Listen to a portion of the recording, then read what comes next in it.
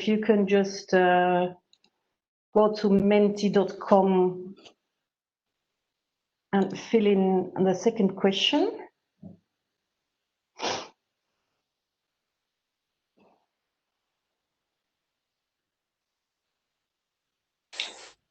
I will start with presenting that one because it's actually on the screen, so I think it will be the easiest for me to share.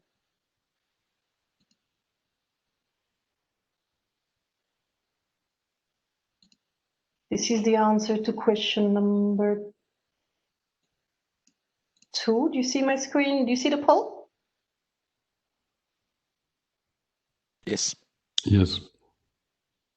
Okay, so we have a vast majority of people in managerial roles at the moment. The trend seems to stay the same. Then I'm going to show the previous question.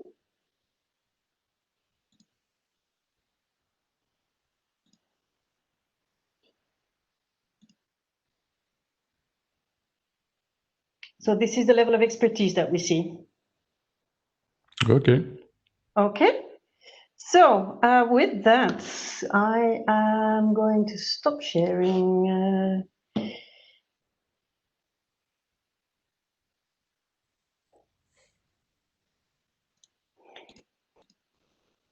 And Alain, you should now be able to share your presentation. Thank you very much, everybody, for taking part in that poll. It's always interesting for the speakers to know who they're talking to.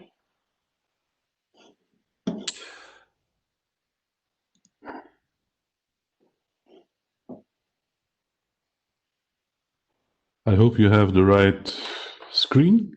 You can swap the screens, Alain, please. Sorry. Oops. Sorry, just.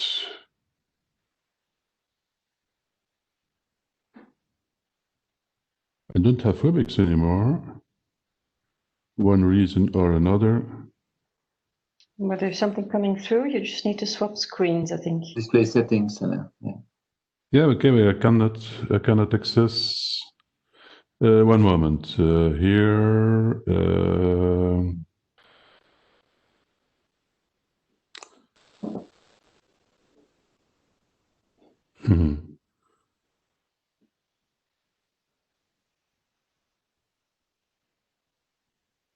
Okay, this should be better. Coming through? Okay. Perfect. Okay, so good morning, everybody. I'm Alain Grijseels, and I want to be, together with Laurent, your host, in showing you what system thinking can do for you or can give you as insights in project management. We're going to introduce Be Systemic, then we go explain you what is system thinking for people who are not experts. And I think that's what came out of the poll. This how do we see projects as systems, and then we illustrate some cases, and then me and Laurent, we have some black swans of disasters in portfolio. And we will show what and how we reacted on it. Now, what is Be Systemic? Be Systemic is a think tank, and we believe in the knowledge and the power for trying to understand. In the start, we thought we could understand, but we tried to understand and describe underlying systems that drive our world. We can apply this to project management. We can apply this also to other, I should say, environments as management, as strategy, and so on. What is a system? You see in the picture different things. You will see, I should say, a traffic jam, and we all know, for the people who know Brussels, the Place Misère, where you can be during half an hour totally blocked until one car shifts for 15 centimeters, and then 10 minutes later everything is done. or you have, in fact, animals showing system behavior, going in one row and doing specific things. And in fact, a system has a purpose, and a system, all the parts arrange themselves to meet the purpose. All the parts interact with reciprocal flows of influence. So one part interacts on another part, and that part again interacts on a specific part. And normally you see that there is this kind of complexity, and we try to understand that complexity and how the drivers are there. We focus on interactions, internal and external. Here you see a diagram which comes from LinkedIn, and where you see all the interactions between the different groups of people that you have in your LinkedIn. The sum of one of the diagrams you think there. We think in circles, not in straight lines. Because why in circles? Because we don't interact in a straight way. We sometimes interact in a I should say, indirect way. And when we interact in an indirect way, you should see that there are some other, I should say, influences down the line. We try to see patterns, because if we see patterns, we know what the behavior is. And if we can explain this, we see later, and we will get some information later on. And normally, we try to elucidate the principles who are behind the system. If the system is complex, again, we try to dig toward the complexity. What is the language? You see here a little example on the right down part of your screen. When somebody takes a cup of water, he perceives that it is not full. He opens the faucet, the water starts flowing, and until you get the right level, in fact, you close the faucet and do the necessary things. This is a very simple way of having this. We have a number of signs, and we see that some things enhance and are the same, or some things act in an opposite way. There are some delays. If you don't close it quick enough, your glass of water will overflow. And if the sign of the loops is in fact reinforcing or balancing a number of loops, so that one thing enhances and or balances a number of things. And it tells a story. It shows you how the system should react. We can go from system thinking to system dynamics. System dynamics is in fact a way that enables you to get, I should say, the system behavior. For example, you have here the order rate, a number of controls, the supply line, stock, observes that the stock is full, and gives sales. So meaning that at that moment you can have the metrics of that system, and if you have the metrics of that system, you can see how the things are going or evolving in time. You do a quantitative analysis of the system, and you can put this in what they call a system dynamic model. There's some simulation tools you can use for doing this, or you can really program it like some people do in one of another programming language. And it provides us insight, congestion, disruption, and things. For example, if here the stock explodes, you see that supply line stops, and you see that the sales rate diminishes, and so on. Now, we know one thing. There is no exact, complete model. All models are wrong, but some are useful because they give you insight. We will now switch, in fact, to projects. And now the following slide is some say I've been PMP for about 10 years in my life, and I know PMI are the best project managers. Let's be proud of what we do, and I think that PMI gives you a fundamental thing. So that means my assumption is that for the right and the lower part of the diagram, everything goes well. We did it in the right way. We put the things in place, and we will focus on the other problems, resource problems, supplier problems, technical problems, and others being the possibility of a disaster or a black swan. And we go out from the triple constraint and governance. I don't think this diagram needs some explanation of people being PMP or coping with PMI. So scope, resource, planning is that what I call the holy triangle, with quality, risk, and governance around. And now we will transform this in a system thinking view. So here you have your scope, you have your resources, you have your time planning, and we know that from scope there is some required technicity coming out with feasibility constraints, because perhaps you don't find the right resources. If you have the size of scope, there's a derived complexity giving you a planning which can be small or large. And you have some deadline constraints, so some things of scope you can do.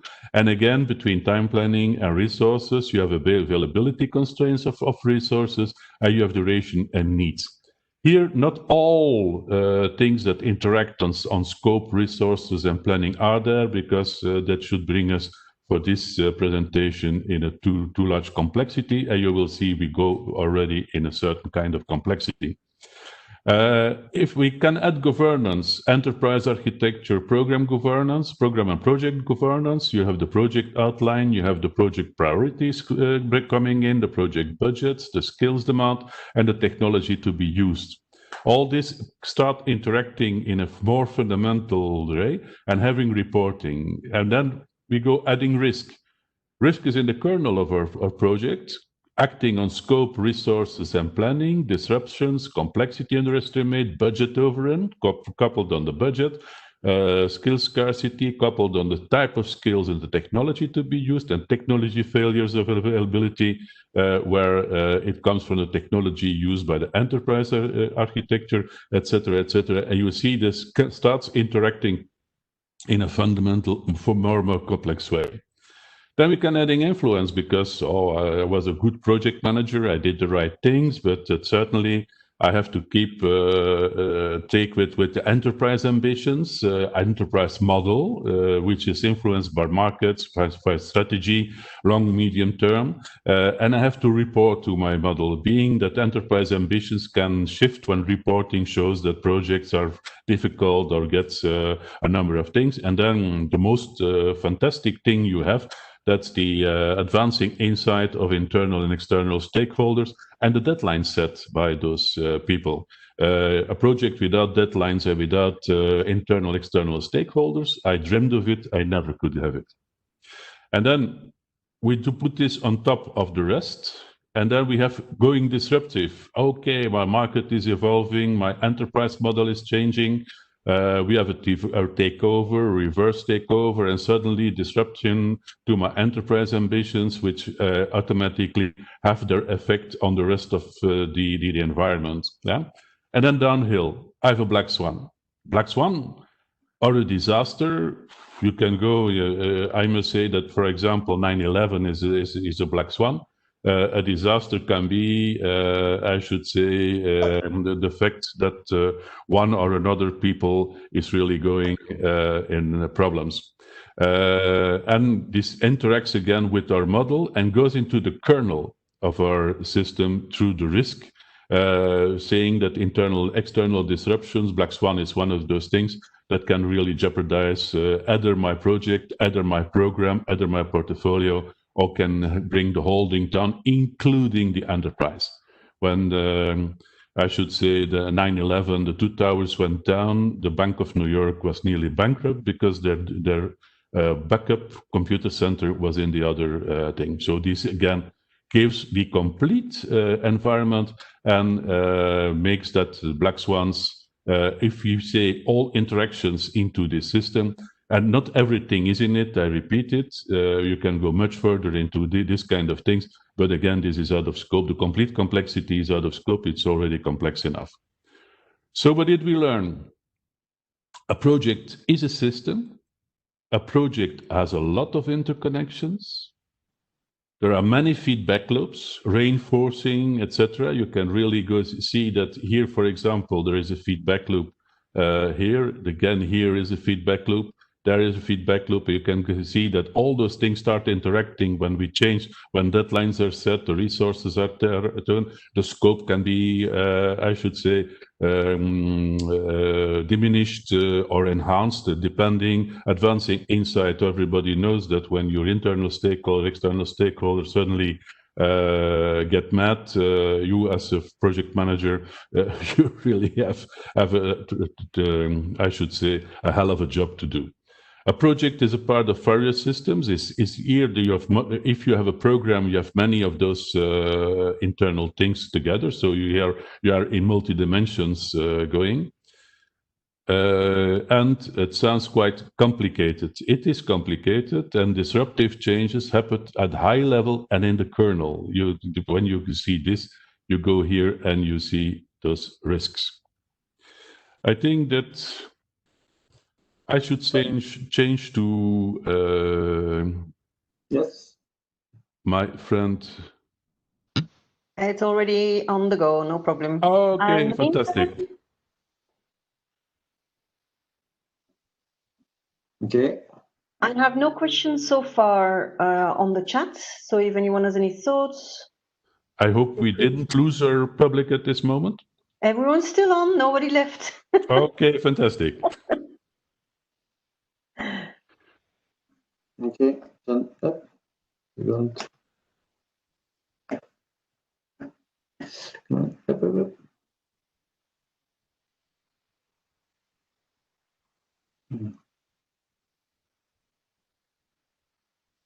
Switch your settings. Yeah. Yes, perfect. Okay. Thanks, Alain, for this explanation.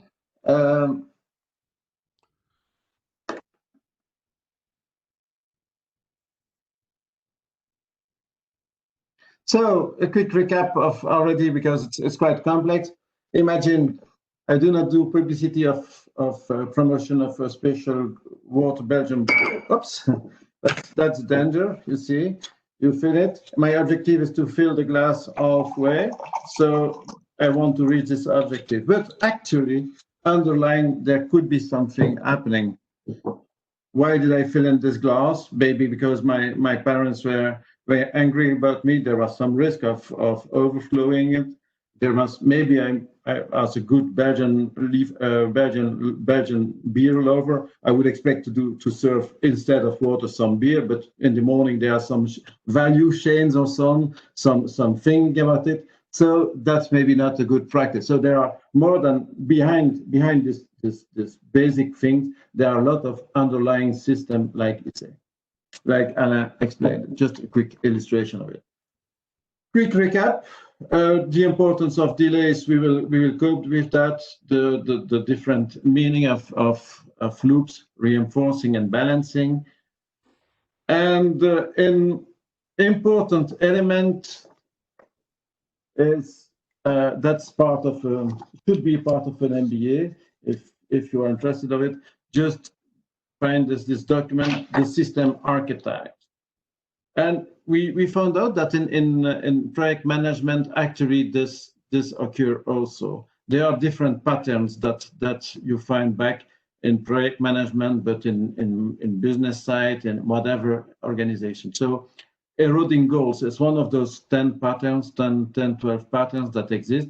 You imagine that you have to deliver something.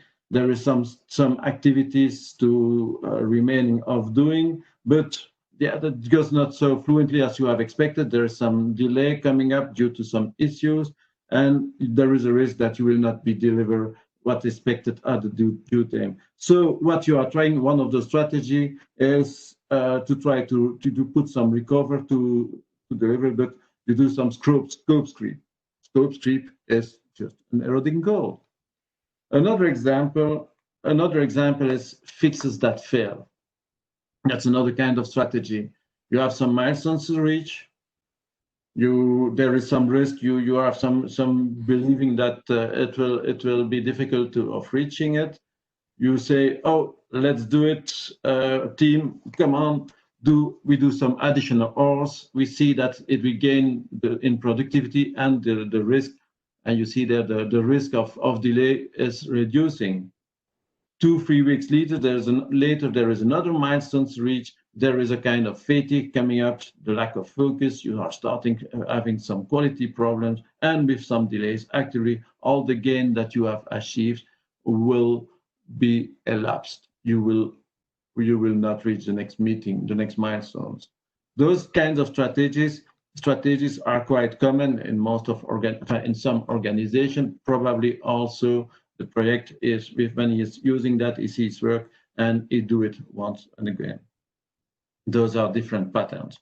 Another pattern is shifting the burden. What does it mean? We have a lot of innovation, a lot of ideas. There is the marketing department is really quite innovative.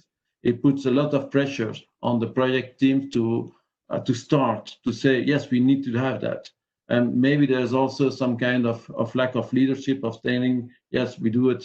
We have to start in the right way, in the proper way. No, we are deciding due to the pressure to start the project without the resources being there, without the right committed plan, which will be the structural solution. No, we are starting, and okay, based on that, there seems to be some progress coming up. There seems also to be some business who is pleased with that. He sees the progress, and as it sees the business is more and more pleased.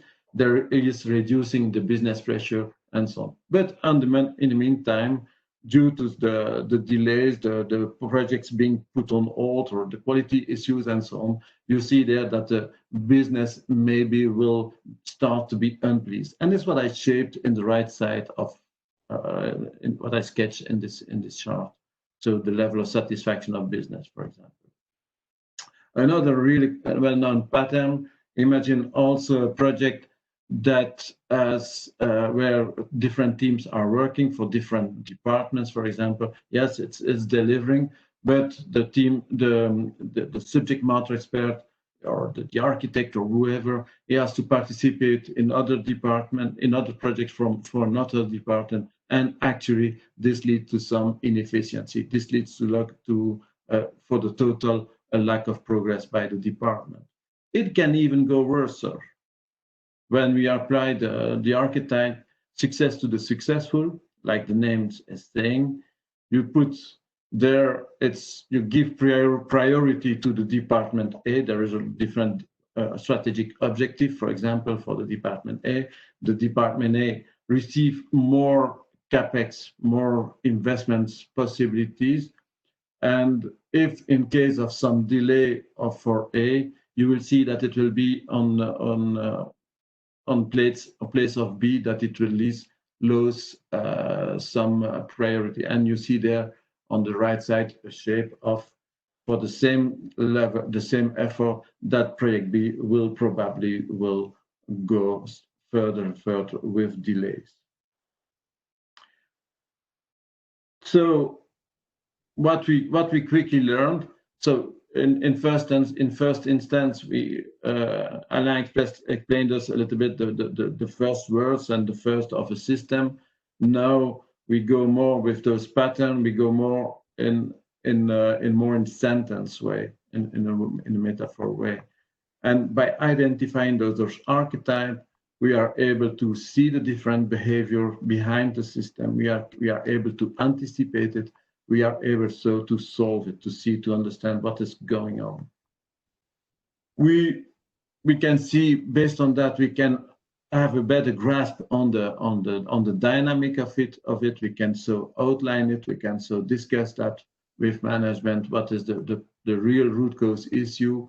We can see the whole picture based on those different sentences. And like in any art, if you combine different sentences, well, you can try to have a complete text, not yet a complete literature work, but nevertheless already, and basically if you combine that, for example, with what Alain explains in the first part, you will be able to have the full picture on it.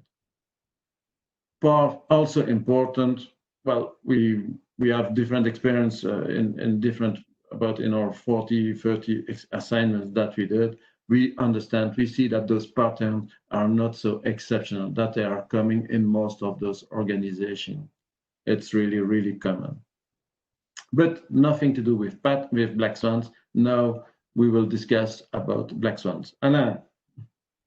Yes, here you see 9/11 is one of the I should say the black swans that is in our memory in a fundamental way. I think people who worked for the Bank of New York remember it. The financial crisis in 2008, where Lehman Brothers went down, and a number of I should say mortgage companies went nearly broke and had a financial crisis spreading over the whole world. And then, last but not least, I should say the COVID pandemic, who blocked complete, I should say, economic areas, complete countries were blocked. And I think we will really have a long time before going to a new normal, not the old normal. What we see is that a black swan goes into chaos, and the chaos is one of the things we have to be careful with, because in chaos everything comes at the same moment. Go to the next slide. Yes. And okay, I have my portfolio. I'm happy project manager, and suddenly there are things happening. I don't feel them in the beginning, but as my project portfolio goes further, I'm suddenly confronted with black swan. That's one of the fundamental things that we call, in fact, the syndrome of the frog in boiling water. As a project manager, I don't see the things coming. Suddenly one problem, a second problem, a third problem, and suddenly I'm confronted to a lot of problems and I don't understand it anymore. I saw one project manager when I got a phone call when I was manager of a complete department. I got a phone call from one of the team members saying, I had a problem with the project manager, and I saw the guy before the coffee machine. He didn't know anymore how his coffee machine had to be serviced or to get a coffee out of it. When I asked him a question, he started, I should say, tears in his eyes, and he said, I don't know anymore what is happening here. It was a complete breakdown. I sent him home, and he was home for 6 months. So this in fact something where people really are boiled in their own problems and don't get out anymore. Whenever you should do the experiment, take I should say, a pan of cold water, put a frog in it, and warm it slowly. You will see the frog never gets out of it anymore. And this is something that people who had breakdowns know very well and then have lived with everything. Next slide. So one of the things is that a black swan can boost other disruptions. Here we have the infectious diseases. This comes from a risk assessment done by, I should say, a risk chapter.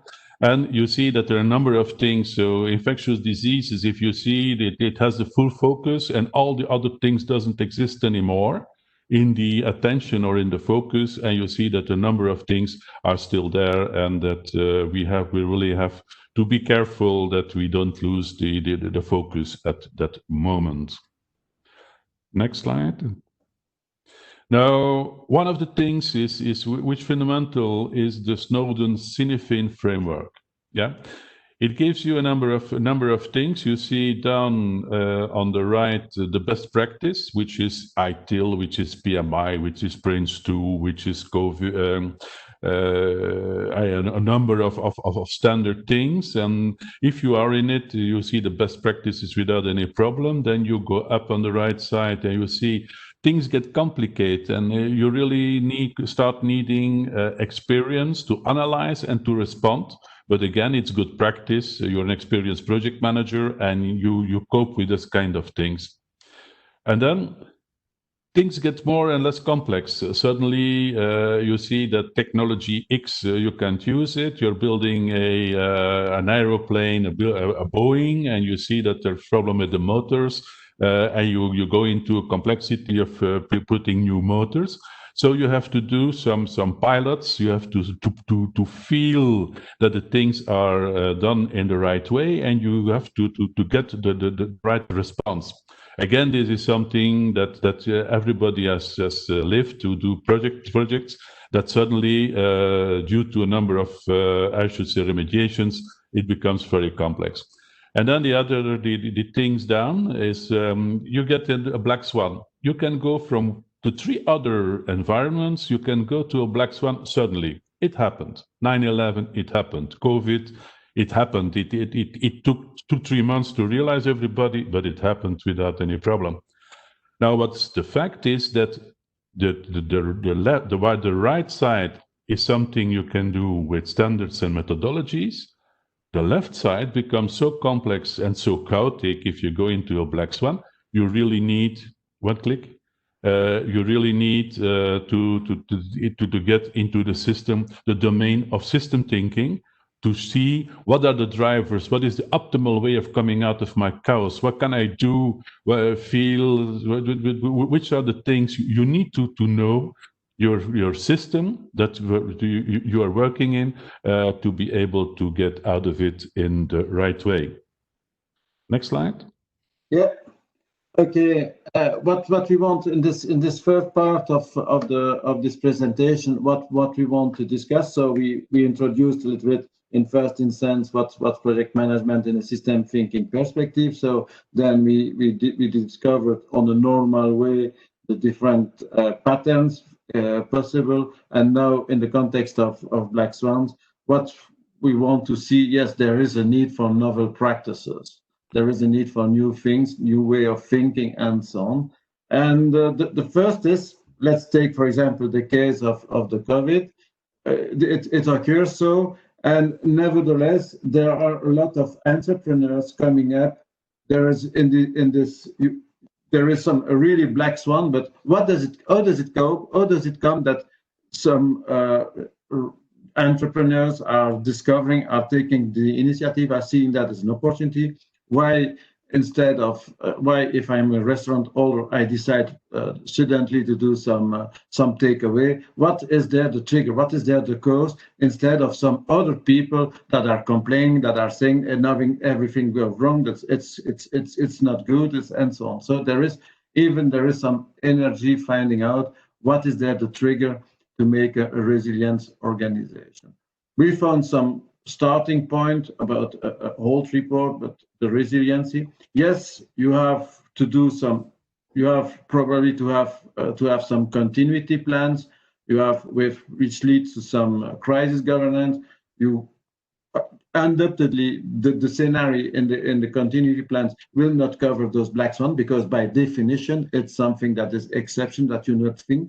But nevertheless, it is a need to have some infrastructure, to have some trained people, which needs to some delay and takes time to train, to have people that are really trained, and so on. So, okay, you have that. Apparently, it's not sufficient to have some organization that lead to some novel practices. What could be the other point?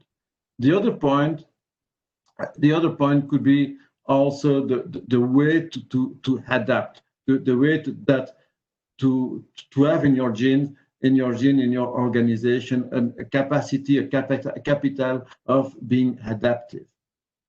But what is the trigger for that? I think also that you need to have also some people, yourself, the leader that's feeding that, and you project manager, your boss as head of project managers, whoever, he has to build some level, some environment where everybody is trusty. The leadership is really important, with on one side able to show some empathy, but also he has to have some strong position, protect people, and so on. We will see that in other examples also. So what based on this a quick model, it's not complete, it's undoubtedly not complete. But what we find is that it requires a lot of delays. There are a lot of delays. It requires a lot of time for building that, for having those novel practices. You have also to have a kind of capital. You have to have also some as asset, something in your organization being able of being adapted. And well, the good news, there are some reinforcing loops you see there, and those different buckles, the loops. So you have to find them out to go on an upper level. Practically, those are different considerations.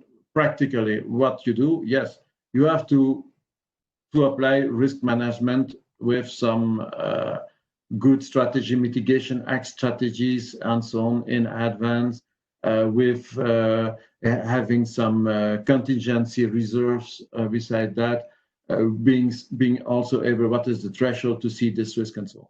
Quite normal, but that is not sufficient. You are also you are to be prepared for those chaotic moments. And so, yes, you have to have some war room, some scenario activating those war room. You have those subject matter experts being there, the plans be ready there. The important also the leadership. We discussed that about empowerment of the leader, with some information resources, and last but not least, some adaptive culture being there, not only in your own organization, but also on your supplier side. Alain, you have some experience to share with us, I think. Yes, I experienced really a complete breakdown of the data center of the regulator of health insurance of Belgium at the federal government level. And when it happens, it's a tsunami. Everything falls down at the same moment. We lost the sun, and we were sitting on a black box, an empty box, who couldn't do anything anymore. And in fact, it was good that we had standard risk management done, and that we had implemented operational processes, backup, documentation, asset management. And we found it was rock solid fundamentals that we could put ourselves on, but we never imagined that something like that could happen. We had a number of scenarios that we had in advance. They enabled us to act quickly and cut through the rising chaos. If we didn't have that, you should have lost time and so on. And at a certain moment, you need to take, as a manager, intuitive, experience-based actions. You don't have to wait. You don't have to delay. A 70% decision is better than no decision at all, because this is something you lose time, and time was money. As the complete operations of the institute was done, we immediately got, I should say, questions from the Parliament. We immediately got questions from the Ministry of Health, and we immediately got questions of I should call it from journalists asking if there were problems. The institute manages about 30 billion of euros in invalidity, I should say, payments and health insurance. Now, as a responsible manager, you do not need to be the war room head. This is something fundamental I experienced, but you have to guard the perimeter. Let your people who are the technicians do the necessary things. Let everybody do. Let work them in focus, and provide every time they need something that's outside their boundary. You provide it. You take the actions. You take the thing. You give the contacts, and don't lose as manager your I should say your focus. Don't stay zen, don't panic, because if you panic, everybody panics and it falls down. The chaos enhances it. So you should be the good news show. You should really do the necessary things and focus on solutions, not on the culprits, because that's really losing time. That's the kind of things. If really you need somebody to find the guilty guy, or the guilty person, or the guilty organization, or why it does, you do it afterwards, not specifically on that moment. And system thinking is something fundamental. Yeah, system thinking it gives insight in the drivers influencing program deliverables to optimize the chance of success. Yeah. If you don't have that insight and saying it's better to do this, to do that, using or not using, I should say, the different things, the archetypes that you have, you can understand what's happening. Realize that the disaster black swan disrupts the upper management and the kernel of organization, projects and programs. It's really it's really in your guts. You're turned upside down. You have to react. You have to go. You have to take the management. Don't hide up because hiding up a black swan is only something that can worsen the whole thing.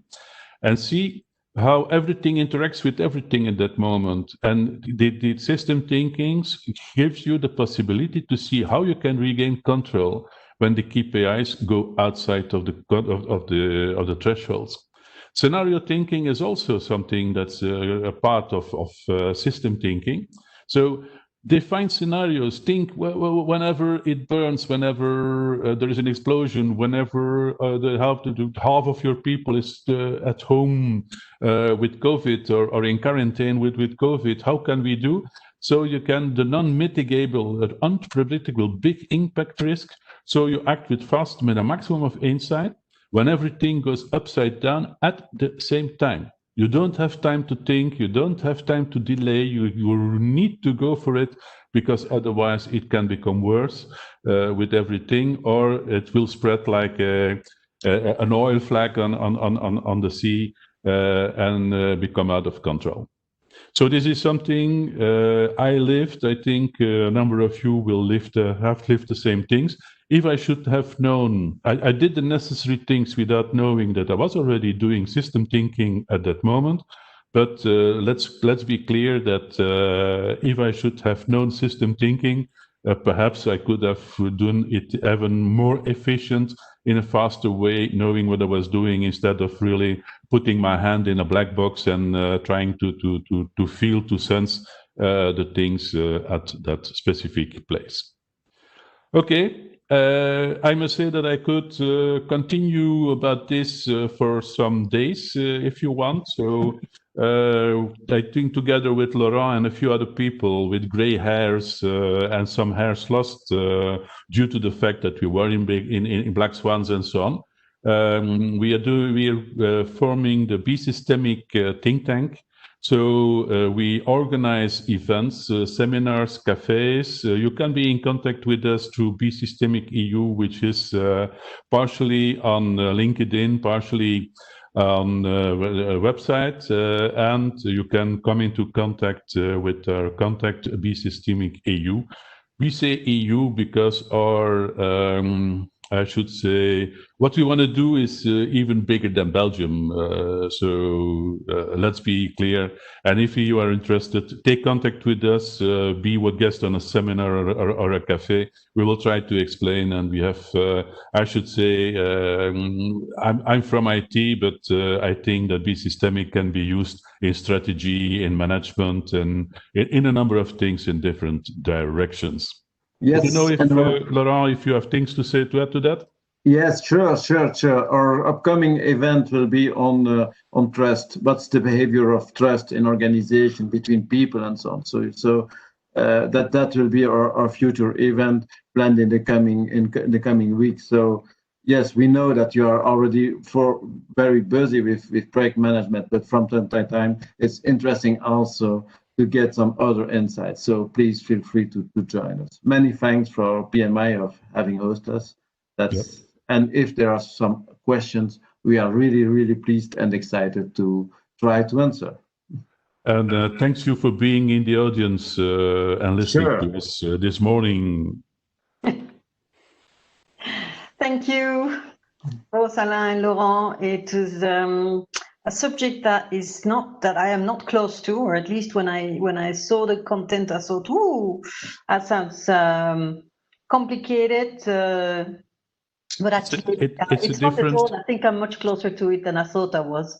It's a different dimension, looking at project management And I must say, I learned a lot when really putting this thing together. Also, Yeah. let's be clear. Yeah. Are there any questions from the audience? I don't think I've seen anything. Hope we didn't scare everybody away. No, but I think there was a lot of material to absorb. Mm-hmm. Maybe that's why it's a little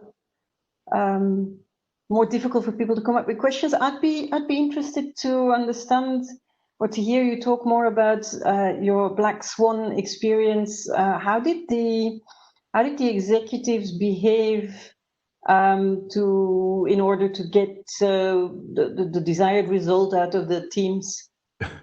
Executives were afraid when I really came to the administrateur general of the Recife enemy as an IT manager. I said, we lost and we are out of business.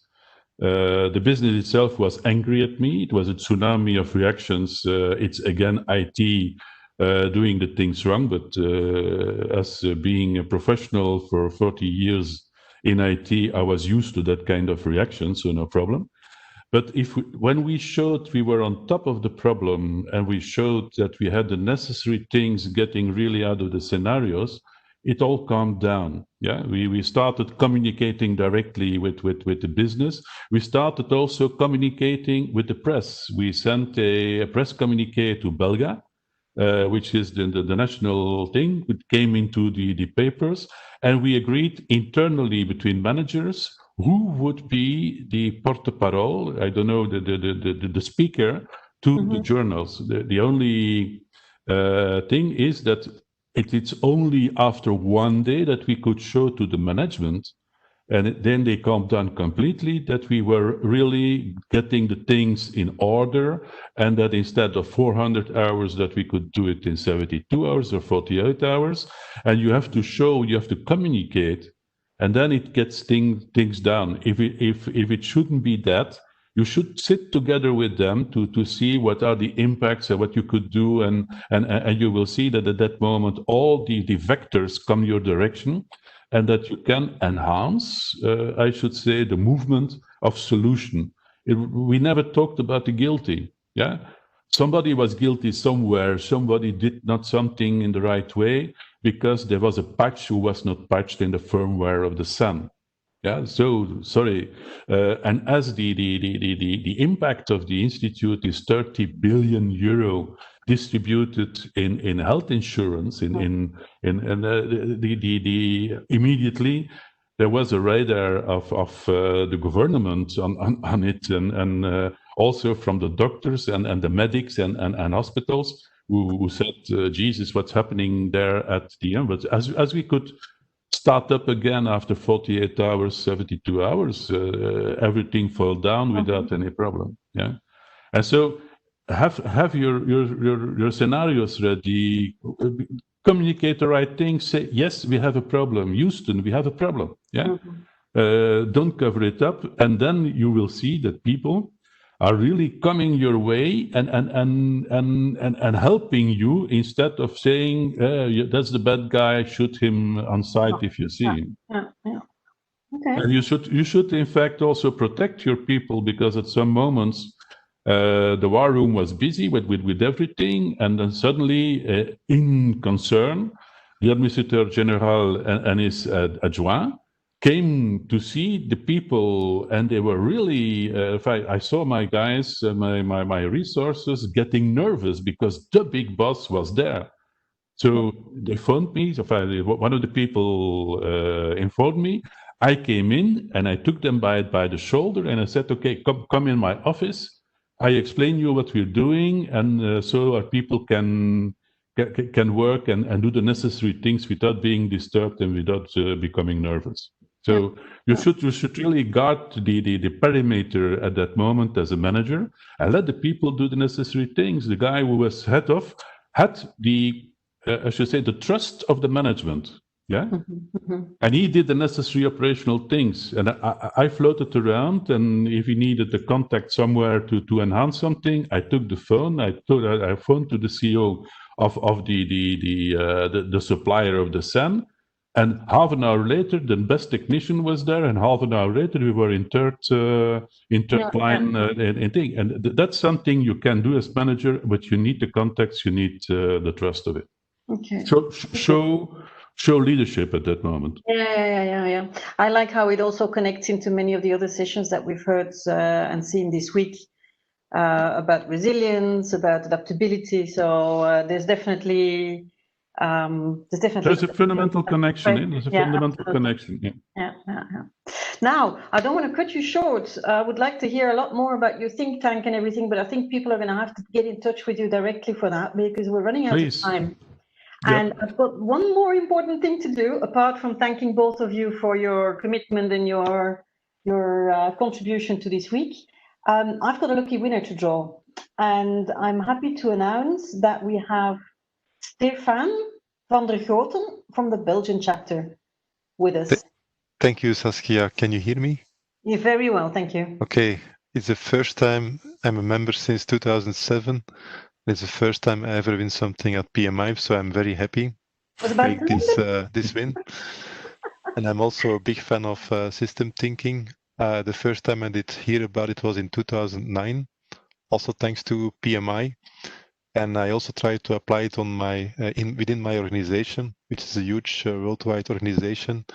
But I know it's sometimes indeed difficult to get all the management people engaged because they don't understand or don't want to understand system thinking. And you can, if you see the dynamics, it can improve your projects a lot.